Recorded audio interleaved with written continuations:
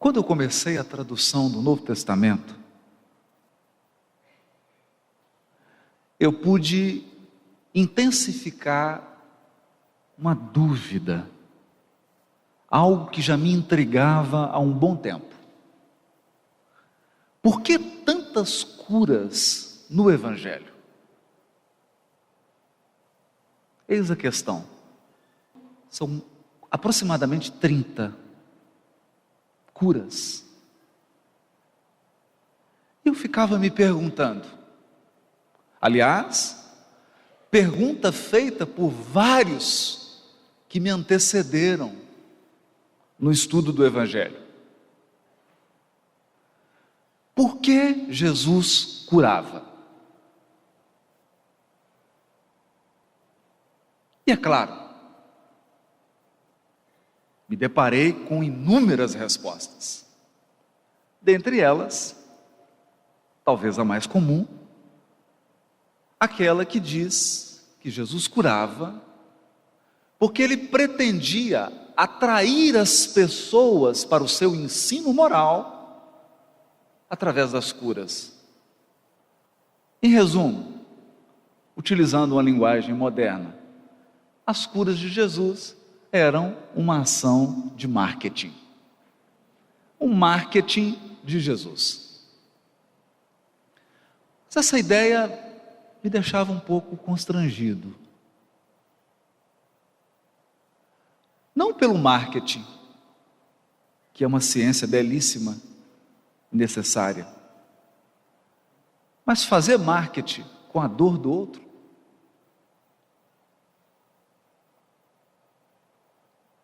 Isso me não satisfazia. Deveria haver uma outra razão para as curas. Outro fato que me intrigava e que me levava a considerar essas respostas insuficientes, um fato, vamos confessar, avassalador. Todas as pessoas que Jesus curou desencarnaram. O que equivale a dizer que de um modo ou de outro elas faleceram. Ninguém se livrou dos portais da morte. Ninguém recebeu um indulto, um passe livre que o isentasse dos portais da desencarnação. Portanto, foram curados, mas pouco tempo depois desencarnaram um a um. Até mesmo Lázaro, que segundo a simbologia do texto, foi retirado de um túmulo de pedra, onde se encontrava há mais de 3 dias, o próprio Lázaro morreu.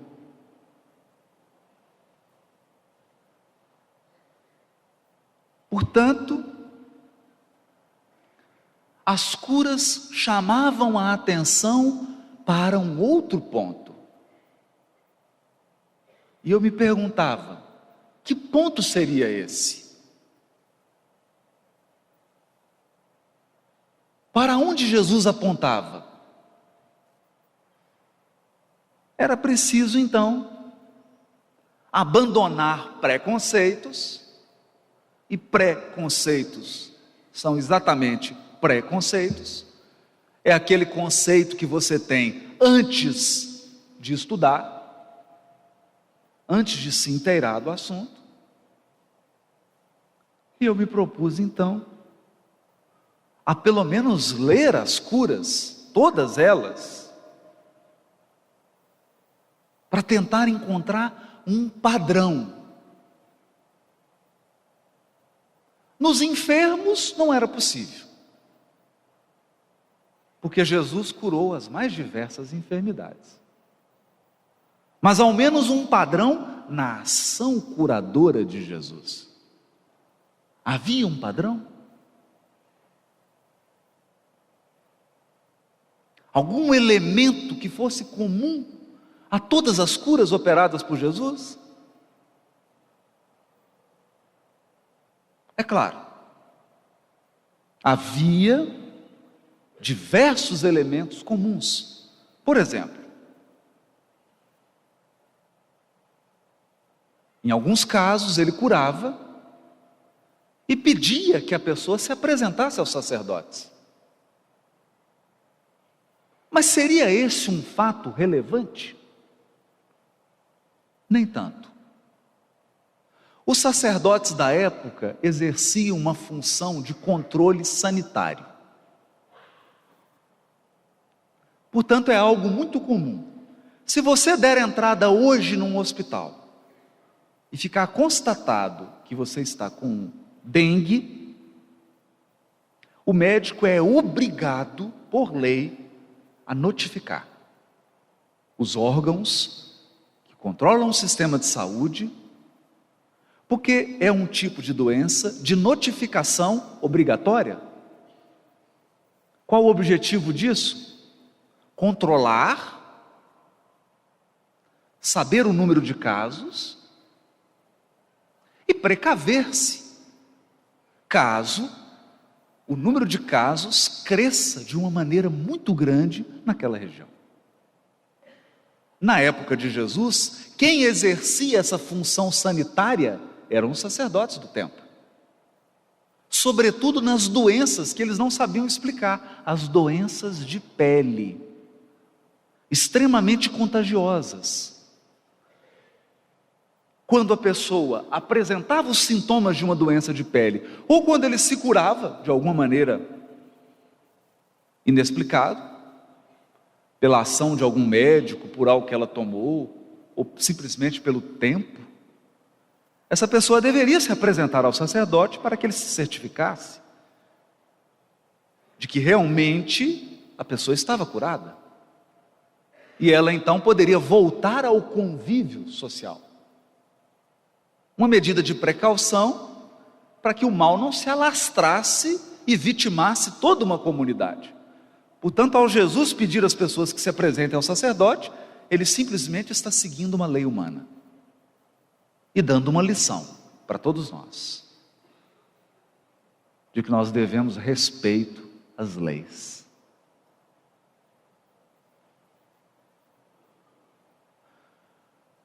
Então esse, embora fosse um fato comum, não era aquele fato relevante que eu estava buscando. Ele havia curado cegos, leprosos, ou as pessoas que apresentavam essas diversas doenças de pele, paralíticos. Um número muito grande de pessoas portadoras de sofrimento mental. Na época, todos recebiam o nome de endemoniados. Hoje, nós temos uma terminologia mais precisa: depressão, síndrome do pânico, esquizofrenia. Mas se fosse antigamente, todo mundo endemoniado.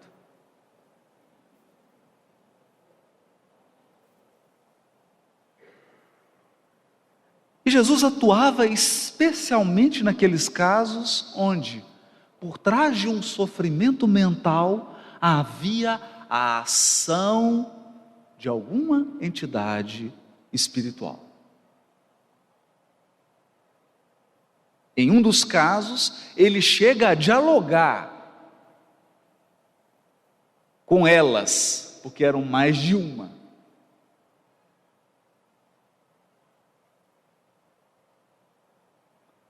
Esse era o quadro.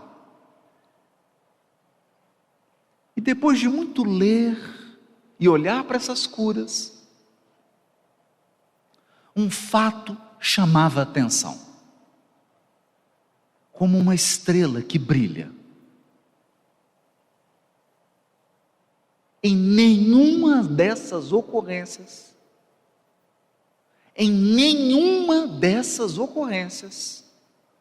nós ouviremos Jesus dizer: eu te curei.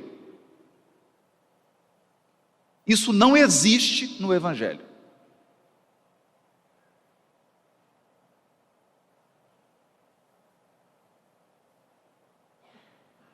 Ele não diz: eu te curei.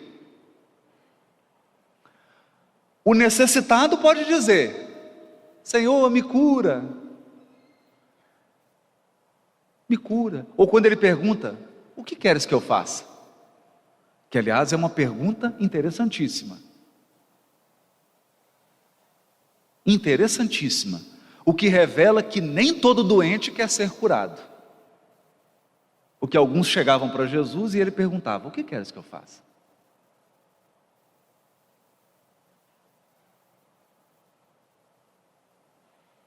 Então, os doentes, as pessoas com sofrimento, acreditavam que quem iria curá-las seria Jesus. Mas ele não. Ele não diz isso. Ao contrário, em inúmeras curas, ele diz expressamente uma frase. E em outras curas, ele deixa essa frase subentendida, nas entrelinhas. Que frase é essa? A tua fé te salvou.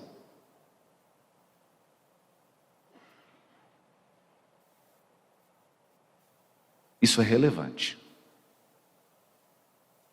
A pessoa transpunha centenas de quilômetros.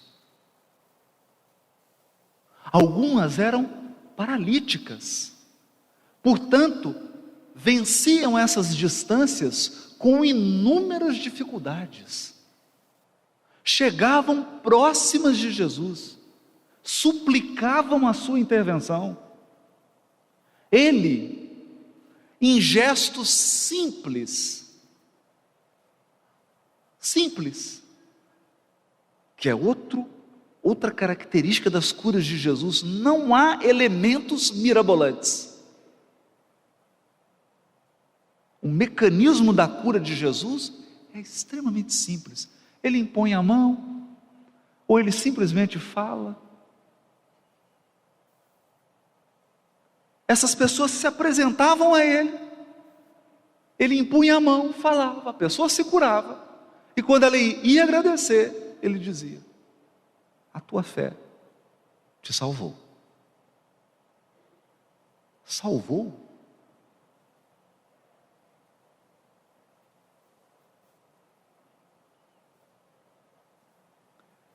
Quer dizer que o doente estava em perigo?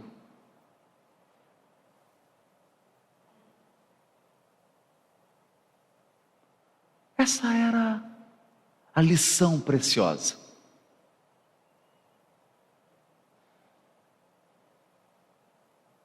Esse era o elemento que se destacava dos demais, em todas as curas.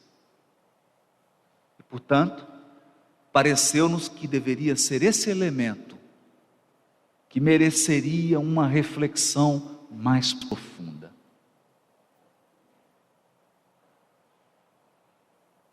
Algumas perguntas precisavam ser feitas. O que é a doença? Quem é o doente? O que é a cura? Curar-se ou salvar-se? Qual o melhor verbo?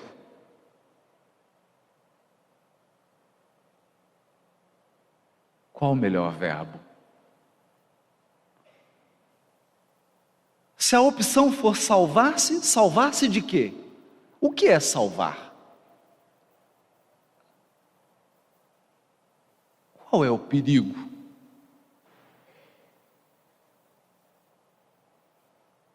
Então, à medida em que nós estudamos as curas, as perguntas se multiplicam. Elas não diminuem, elas aumentam. E isso é sinal de que nós estamos verdadeiramente entrando no Evangelho de Jesus. Porque o Evangelho nos tira do nosso piso evolutivo e nos convida a alçar voos a patamares superiores.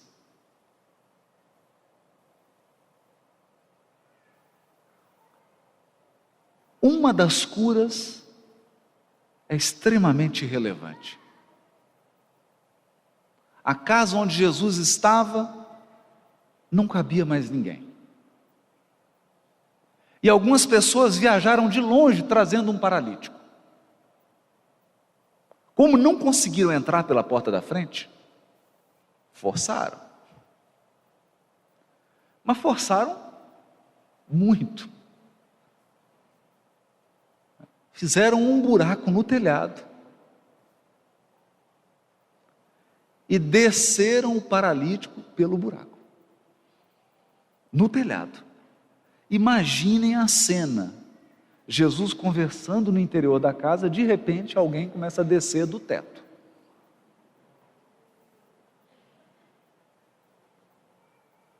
Essa talvez seja a mais curiosa, a mais inusitada.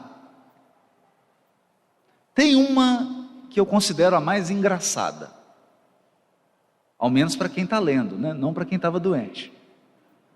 Porque para quem estava doente sendo curado por Jesus não tem muita graça, mas para quem está lendo. Mas essa era inusitada. O paralítico desce ao centro da sala.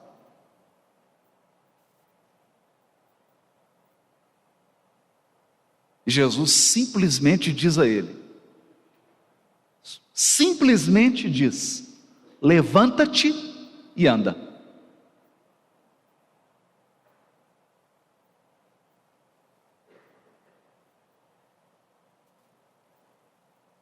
Levanta-te e anda. Essa é a cura. Mas o mais interessante dessa cura é o que ele disse antes,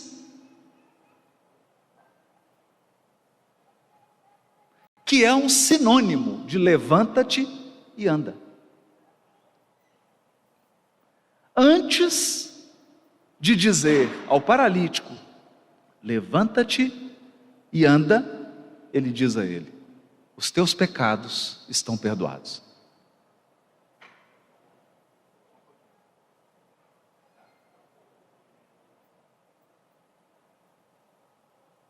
Todo mundo fica perplexo.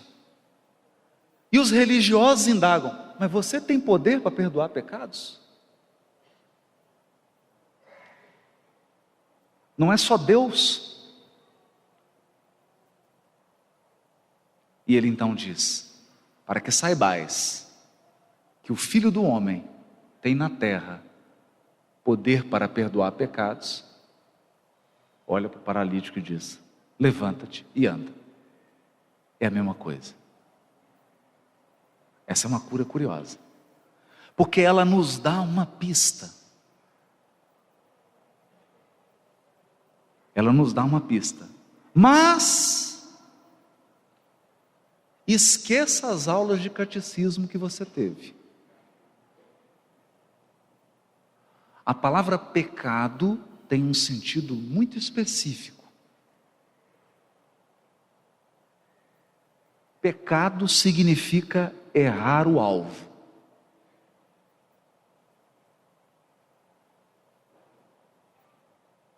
Há um alvo, um objetivo, e você se equivoca. O alvo é o cumprimento da lei divina. Errar o alvo é descumpri-la em algum ponto. Por rebeldia, por teimosia, por ignorância, ou por maldade.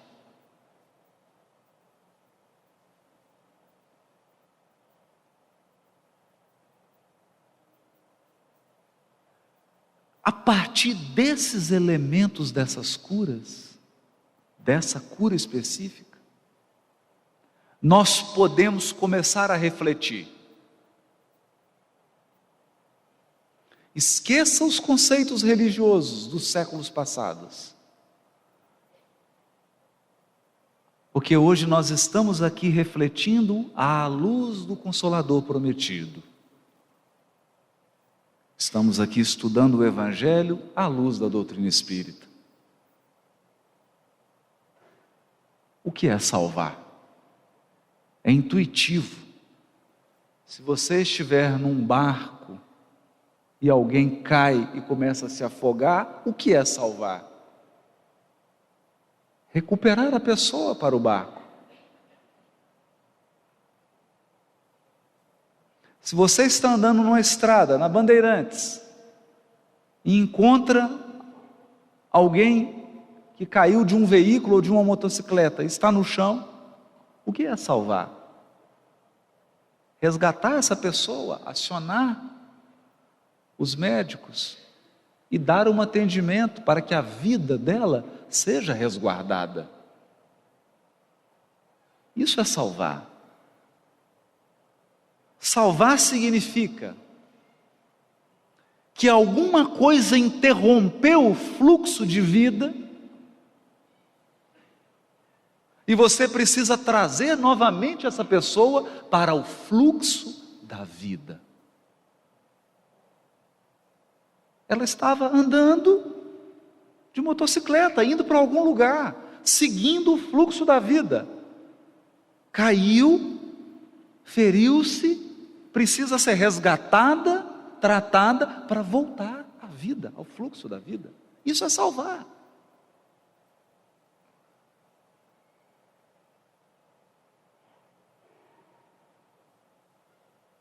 A pergunta é: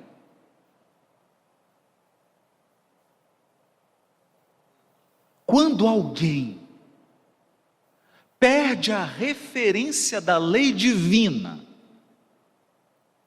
que está na sua consciência, portanto, quando uma alma, um espírito, perde o contato com o seu interior, deixa de ouvir a voz da consciência e se separa daquilo que a consciência aponta para ela como caminho, isso também não seria um desvio?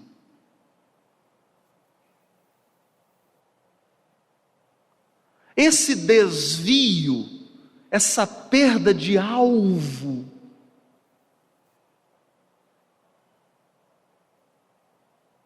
não representa exatamente a definição de pecado?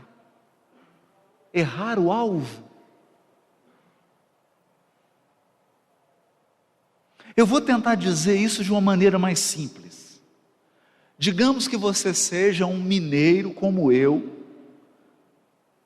de Belo Horizonte, que não está acostumado com essas rodovias maravilhosas de São Paulo.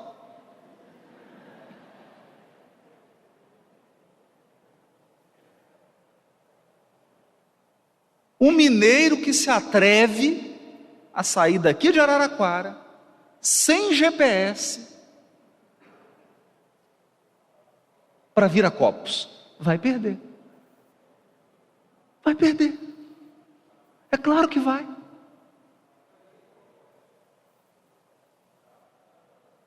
A menos que ele já resida aqui, né? Aí não vale. Então o GPS está apontando para ele. Aqui, você vai virar agora à direita. Aí o que eu faço? Eu viro à esquerda. Perdi o alvo. Saí da rota. O que acontece? O que acontece com a Bandeirantes quando você erra o caminho? Nada. Não acontece nada.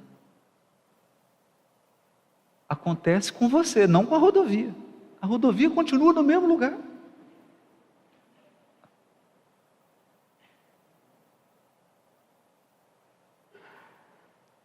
É você que se perde. É você que fica confuso. Sou eu que perco o alvo. Sou eu que fico sem rumo.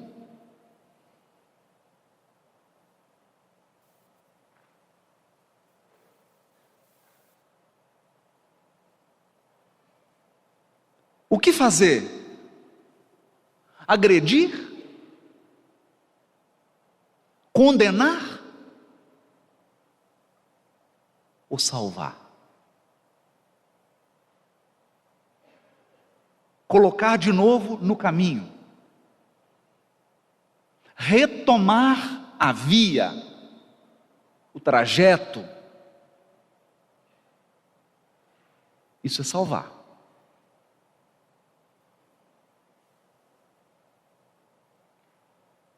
A pergunta é, alguns vão se perguntar, mas existe um GPS? Existe. Existe um GPS. Deus cria espíritos com GPS de fábrica. Item de série. Já vem. Onde? Na consciência. Na consciência. Esse GPS pode ser desligado? Não. Não. Ele não usa bateria, ele usa fluido cósmico. Não desliga. Então o que eu posso fazer? Eu posso ignorar o aviso. Eu posso ficar surdo ao GPS. Eu posso fingir que não estou vendo, mas eu não posso desligá-lo.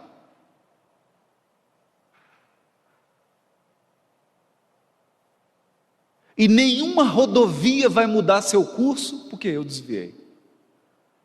Isso significa, o universo permanece em ordem. O universo permanece em equilíbrio e Deus está muito calmo, mesmo você errando.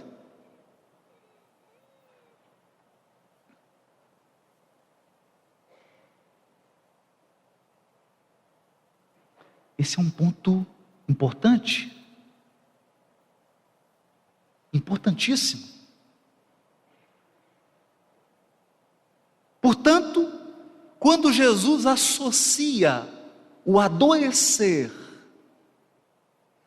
com o perder o alvo, o pecado, perder o contato com a consciência e com a lei divina, ele já deixa claro que não trabalha apenas com corpos, mas com as causas.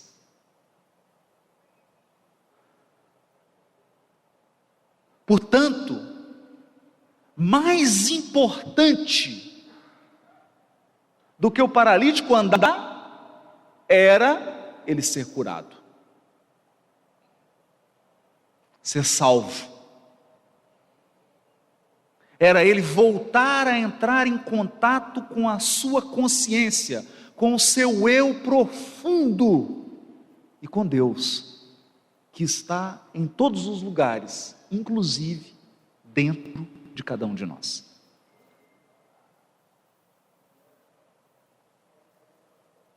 Portanto, não importava se ele voltaria a andar e depois ele ia desencarnar. Porque Jesus não visava a cura de corpos, mas a cura de almas.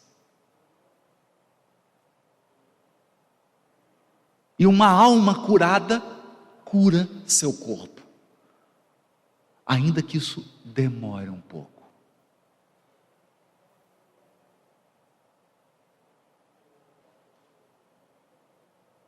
Ficava claro, a partir dos ensinamentos da doutrina espírita, que Jesus era sim um médico, mas um médico das almas,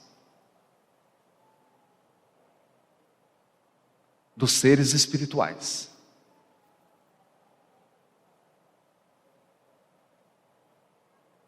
Começava a ficar claro que as curas de Jesus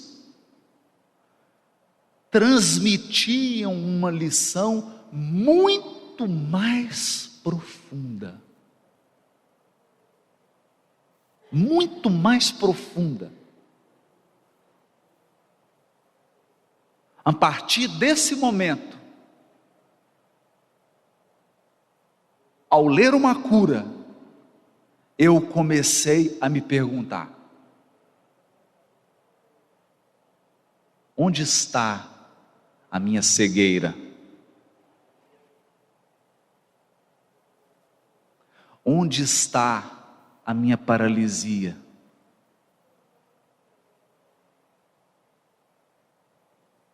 Onde está a deformação da minha estrutura? Onde? Ou se preferirem, Jesus cura o cego Bartimeu.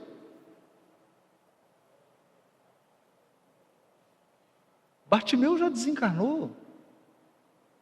Não precisa ninguém ficar triste não, já tem 2000 anos isso. Já reencarnou várias vezes.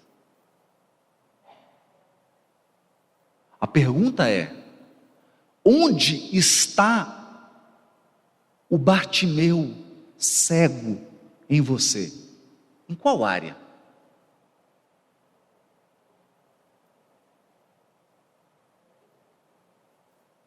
Onde ele mora em você?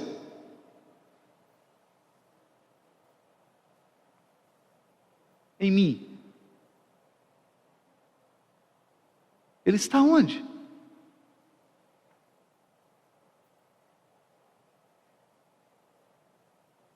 Nós podemos ter algumas pistas, alguns exemplos. Será que na área dos relacionamentos afetivos não é onde você é cego?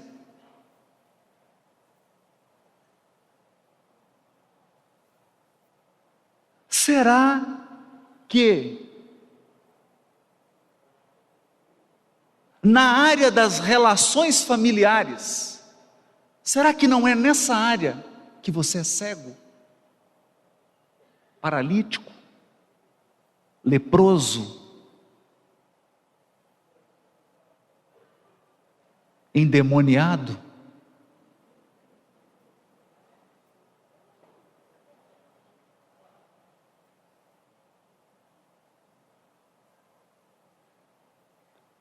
Ou será que a sua doença é na área do poder,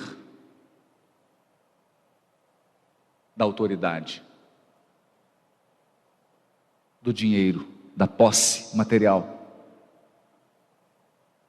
da beleza física?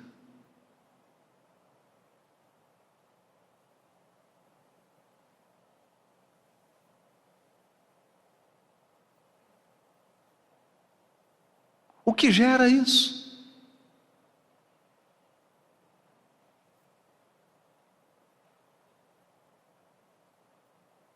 Se esse cego está dentro, se nessa área da minha vida eu realmente não enxergo, eu vou precisar de uma ajuda.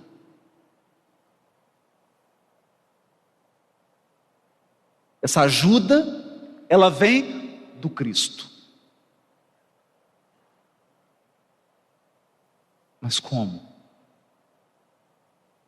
Em que consiste essa ajuda? Qual é a ação do Cristo para curar? Bom,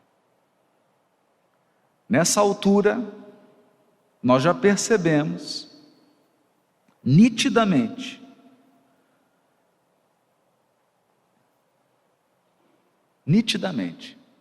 que o assunto das curas tomou uma proporção insuspeita.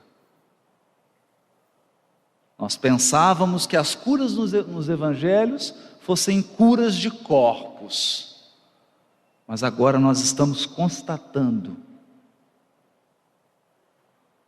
que é uma cura do espírito. Mas surge a pergunta: é todo doente que quer ser curado? Quem dera. Quem dera. Não é tão simples assim. Por quê? Porque a doença traz, e quando eu digo a doença, não estou me referindo apenas à doença física. A doença do espírito traz benefícios psicológicos.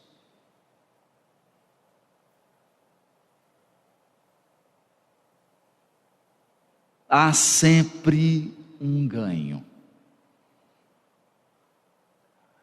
Queria ilustrar isso com duas pequenas histórias. Uma pessoa saiu de Campinas, do aeroporto de Viracopos, e veio andando de carro até Araraquara. Não sou eu. Pela Bandeirantes. Parou num posto de gasolina. Pediu para o rapaz encher o tanque. E ao lado da bomba estava um cachorro. E esse cachorro uivava de dor.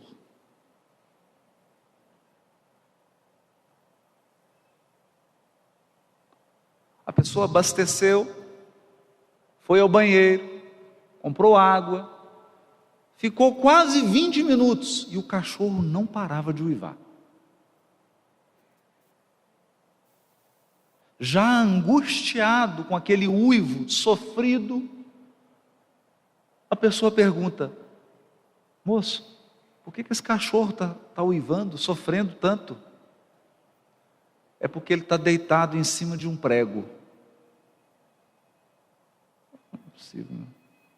Você está de brincadeira comigo, moço? Não, ele está deitado em cima de um prego, por isso que ele está uivando. E por que ele não levanta? Porque está doendo o suficiente para ele uivar, mas não o suficiente para ele levantar.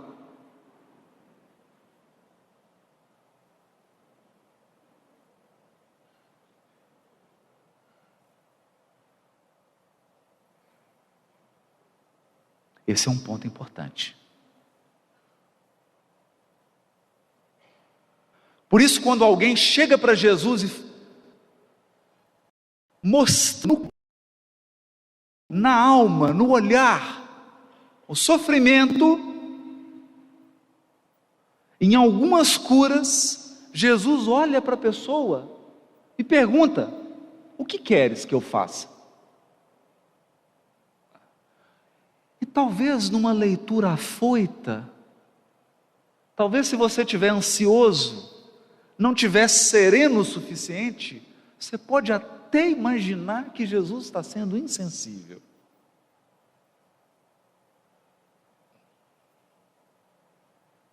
Aí então, a gente se lembra da história do cachorro. Quando Jesus pergunta: o que queres que eu faça? É como se ele perguntasse: já doeu o suficiente?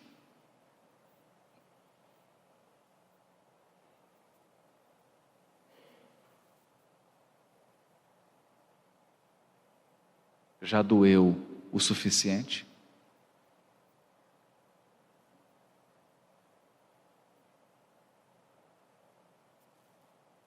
O que estamos a dizer? Parece estranho esse conceito de dor. Será? Vamos deixar de lado por 30 segundos as questões espirituais. Vamos pensar apenas no aspecto material. Qual é a função da dor em um organismo vivo? Proteção. Se você não sentisse dor, você não conseguiria manter um corpo físico intacto durante 24 horas.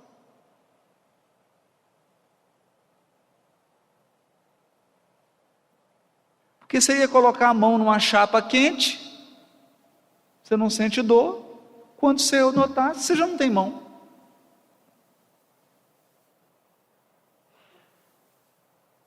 A função da dor é de preservação. A dor é um sinal de alerta no organismo, dizendo: há algo errado. Eu estou errado? Embora eu não esteja sentindo dor?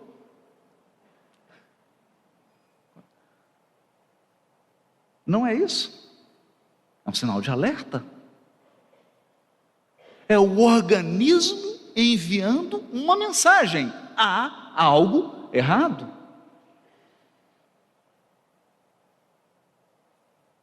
E a partir daí, essa mensagem terá que ser decifrada.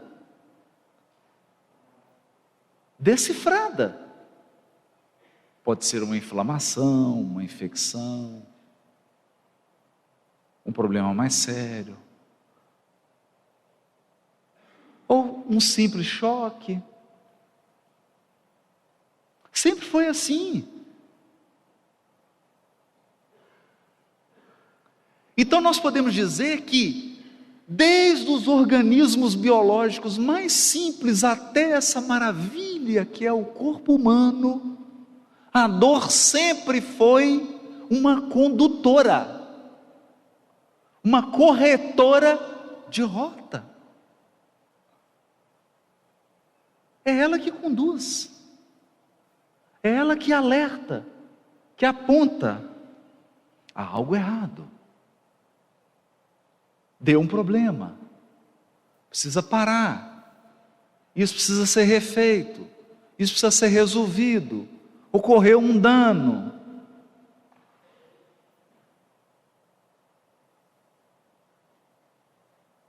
Mas trazendo a questão espiritual para esse cenário, nós sabemos que Deus é um. E nós aprendemos em o Livro dos Espíritos que a lei divina e a lei natural é uma só. Não há diferença entre lei biológica e lei moral. É uma só lei. Portanto, se a dor desempenha essa função biológica, ela desempenha a mesma função espiritualmente falando, psiquicamente falando.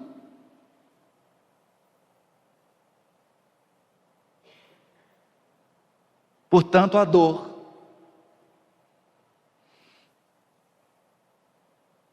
é pedagógica.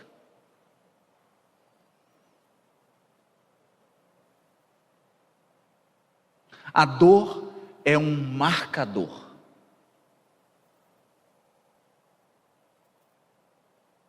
luminoso, indicando: há algo errado.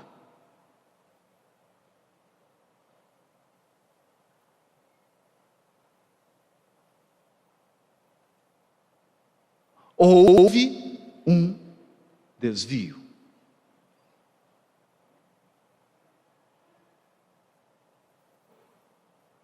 Algum tipo de dano ocorreu. E ela então sinaliza.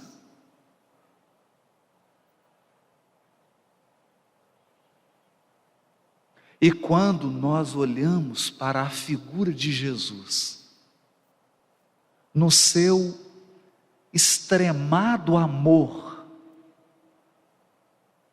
na grandeza da sua misericórdia pelo sofrimento alheio, atuando, nós vamos perceber que a ação do Cristo é muito mais profunda do que simplesmente tirar a dor. Porque tirar a dor é tirar os sinais que estão dizendo: há algo errado.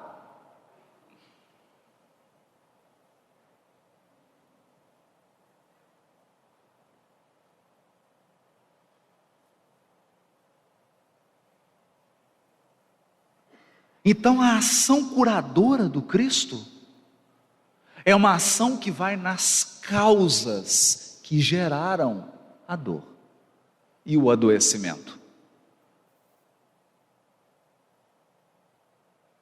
A dor, que é o aviso, e o adoecimento, que é uma consequência daquilo de errado que ocorreu em algum nível emocional, psicológico, espiritual ou físico. É essa a ação do Cristo.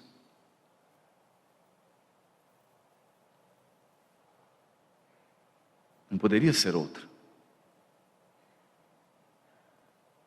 É por isso que agora nós temos condições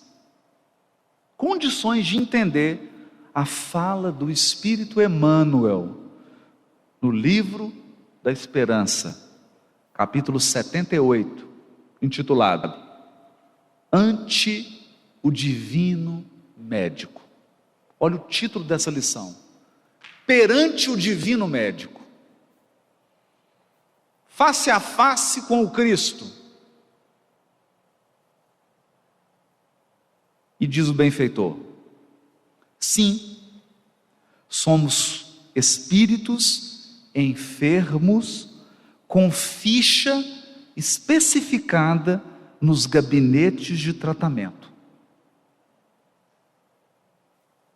Nós todos, e ele se inclui, somos espíritos enfermos, com ficha, prontuário médico. Cada qual de nós, com a sua ficha. Onde está essa ficha?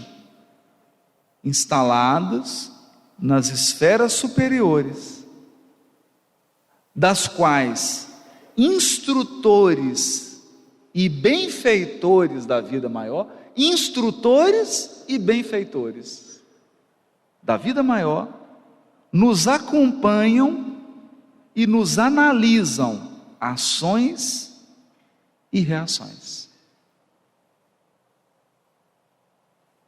Então, vamos traduzir o que o Emmanuel está dizendo.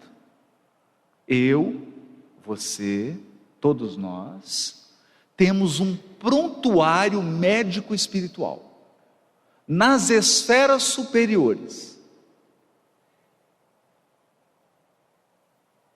Lá, espíritos muito superiores acompanham as nossas ações e reações. Ou seja, nós estamos sob tratamento. Mas por que ele disse instrutores e benfeitores.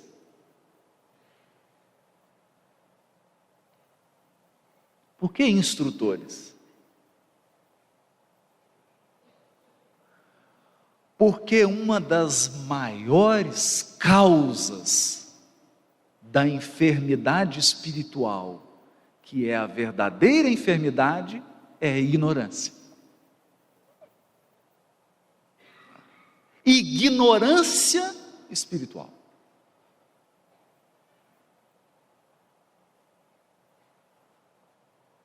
Mas quando nós dizemos ignorância, não é falta de educação, brutalidade, não é isso. Ignorância no sentido de ignorar, não conhecer ou não querer conhecer, ou não querer aceitar, ignorar. Nesses casos, a cura vem em doses homeopáticas de verdade. Conhecereis a verdade, e a verdade vos libertará. Porque a ignorância é um mal.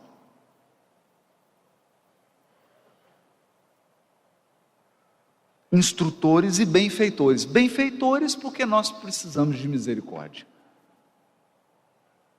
Mas adverte Emmanuel: mas é preciso considerar que o médico, mesmo sendo nosso Senhor Jesus Cristo, não pode salvar o doente. Olha o verbo que Emmanuel utilizou: salvar o doente. Salvar. E nem pode auxiliá-lo de todo, se o doente persiste em fugir do remédio.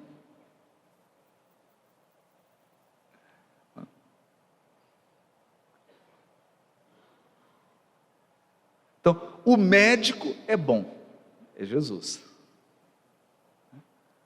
O remédio é ótimo, mas tem que usar. Tem que se submeter ao tratamento. Se o doente foge do remédio, nem Jesus salva. Não tem como. Aí a pergunta de Jesus: o que queres que eu faça? Para muitos doentes, o que queres?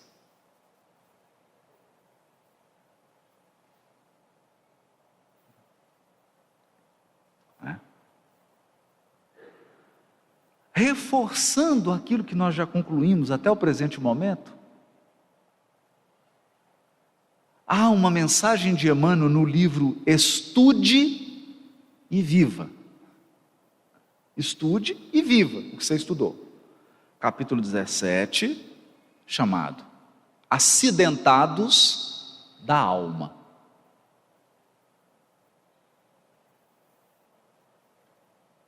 Acidentados da alma. Porque se tem uma coisa que chama a atenção de todos nós, são os acidentes, não é assim?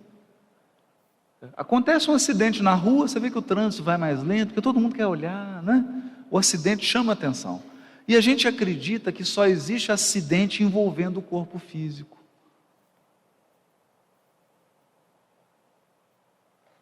Mas aqui Emmanuel chama a atenção para um acidente muito mais grave, de consequências muito maiores do que o acidente físico. É o acidente que danifica a alma.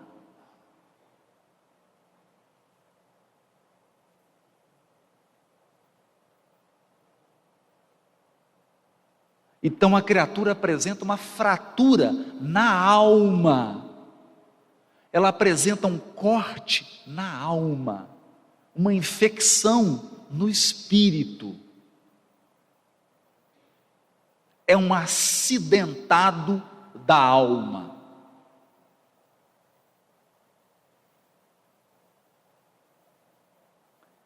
E qual é a parte dolorosa disso? É que o acidentado da alma, ele toma um banho, corta o cabelo, põe um perfume, uma roupa bonita. Você olha para ele e acha que ele não tem nada.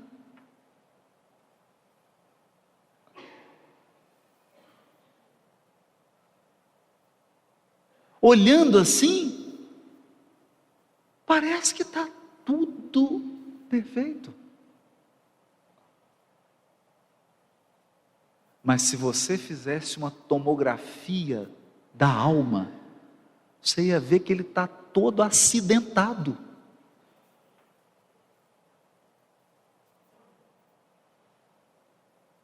Talvez você ficasse até com medo de olhar.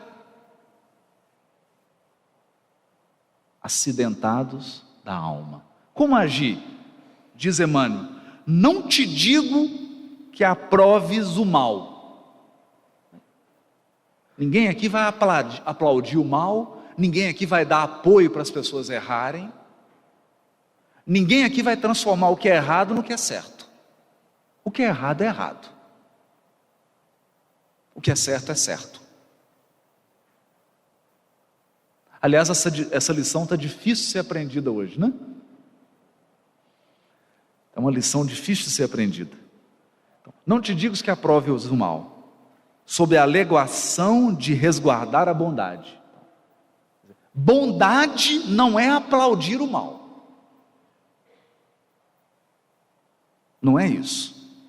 A retificação permanece na ordem e na segurança da vida.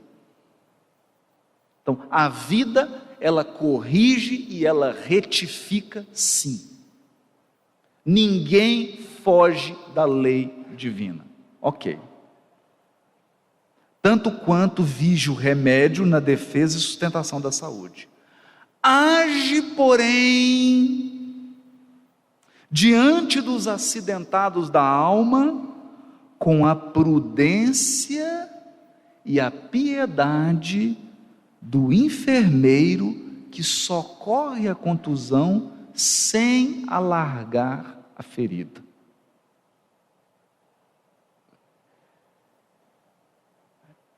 Porque você imagina uma pessoa caída com um osso da perna saindo para fora.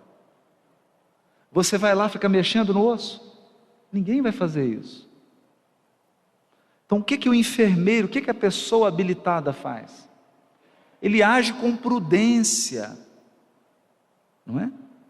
Ele age com piedade, para não alargar a ferida. Porque você não quer ampliar o mal, você quer reduzir o mal. Diante do acidentado da alma, também. Restaurar sem destruir. Emendar sem proscrever. Quer dizer, vai corrigir, mas sem expulsar a criatura. Não ignorar que os irmãos transviados se encontram encarcerados em labirintos de sombra. Por que encarcerados em labirintos de sombra? Porque perderam o rumo. Não sabem mais voltar para a rota. Desorientação. Estão num labirinto de sombra, sendo necessário garantir-lhes uma saída adequada. Nós não queremos agravar a desorientação, nós queremos ajudar a pessoa a encontrar uma saída. Em qualquer processo de reajuste, recordemos Jesus, que ao ensinar servindo e ao corrigir amando, ensinar servindo e ao corrigir amando, declarou não ter vindo à terra para curar os sãos. Então, O próprio Cristo declarou que ele veio à terra por causa dos acidentados da alma.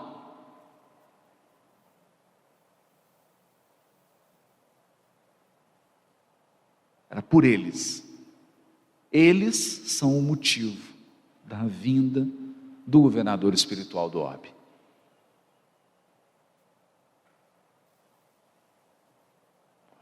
Então, não é agredindo, não é agravando o mal que nós vamos auxiliar. É servindo e amando. Por quê?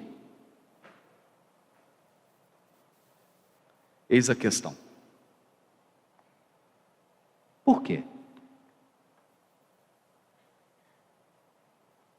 Porque servindo e amando, nós podemos contribuir na cura dos acidentados da alma. Essa questão é importante. Ela é muito importante. E ela é, na verdade, o cerne das curas de Jesus.